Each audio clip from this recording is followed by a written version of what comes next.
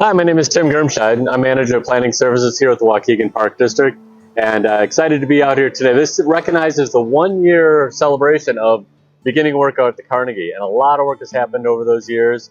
It's a great partnership with the Waukegan Historical Society, and we've really been working closely together to recreate and bring back to life the Carnegie Library, which will soon be a museum. So I'm going to bring it over to Dan here, and he's going to go ahead and introduce himself and tell us a little bit what's been happening over the last year. Thanks, Tim. Glad to have you on site today. So again, 1 year ago today, exactly to the day, we stood on the steps of the old Carnegie and did the groundbreaking to celebrate the kickoff of the project. In the last year, we have done a lot of work. It started with remediation of the lead in the building, removal of plaster ceilings. We did a lot of demolition inside the building, taking out floors, creating openings.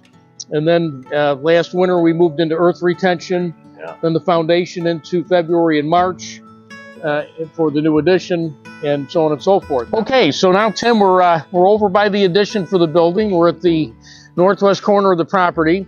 You can see over there the existing Carnegie building, and this is the addition that's been built.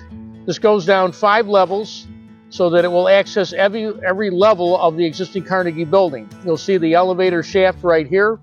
And this was built for drop-off of folks, as well as some small parking up here.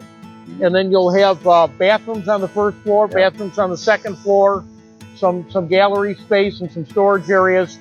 And this is the way you will enter the new property. Excellent. So that it's code compliant with ADA. So kind of a modern entrance to a modern entrance to an old building. Yeah, and that's why this addition was put on to bring it up to code. Yeah. Because the existing building is not ADA compliant, but this will make it. It will communicate with the new, the old and the new, and then it will work for us. Okay, so Tim, now we're over at the what we call a masonry mock-up, and basically this is kind of an example where we get to put the pieces together and demonstrate our workmanship for the architect and design team to make sure that we're in compliance with their vision for the design.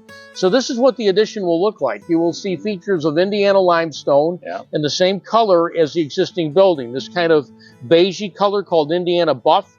We searched probably 6 or 7 quarries in Indiana before we found the exact shade that would match the existing Carnegie, because that has 120 years of age on it.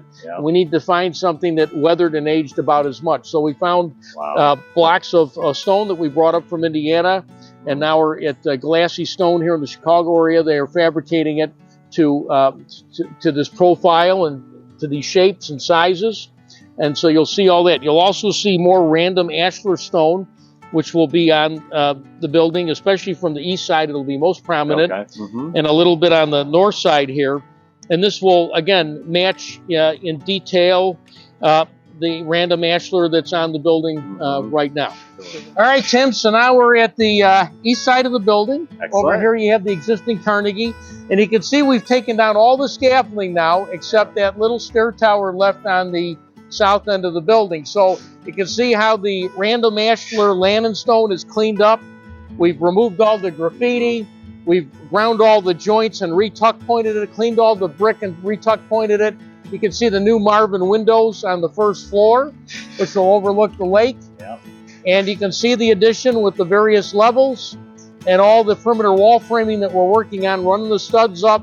Then we'll go back with the dense glass, which is exterior grade sheathing material, then waterproofing, and then the mason will get started with insulation block, and then you'll start seeing more of this random ashlar stone, and then Indiana limestone eventually on the other facades. So seems like that really gives us a sense of how that demonstration that we just saw of where the wall was built, how that's going to match so well with the existing structure here. Exactly. Again, you'll see the random ashlar stone or the Lannon stone up to this coursing, and then we switch off to the Indiana limestone.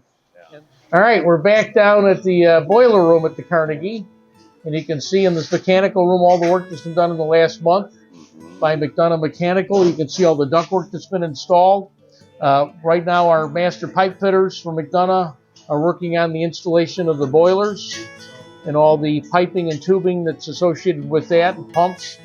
You can see where they installed this 900-pound ventilation fan.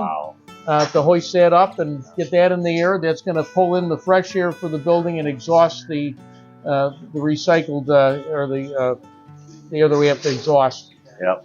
To create that flow of intake versus exhaust. Yeah. To keep the air moving. Exactly. Well, Dan, is also recognition of you for project manager here, or site superintendent, to really show that you've got a lot to coordinate to make sure that these people are talking to one another, and it's going really beautifully right now. Well, thank you. We've worked very hard thank you for all that. to do that. Thanks, Tim, for coming out today. Yep. Thank you, Dan. Take care.